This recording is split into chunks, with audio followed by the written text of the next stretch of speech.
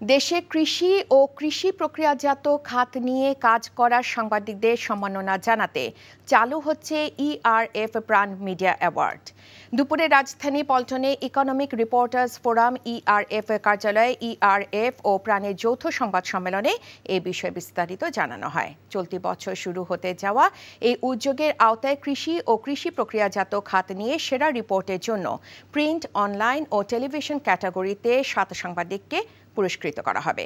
আগামী 1 মে থেকে 31 জুলাই পর্যন্ত প্রাপ্ত প্রতিবেদন থেকে বাছাই করা রিপোর্ট বছরের শেষে পুরস্কৃত করা হবে। এ সময় প্রাণ আরএফএল গ্রুপের বিপণন পরিচালক কামরুজ্জামান কামাল সহ অন্যান্যরা উপস্থিত ছিলেন।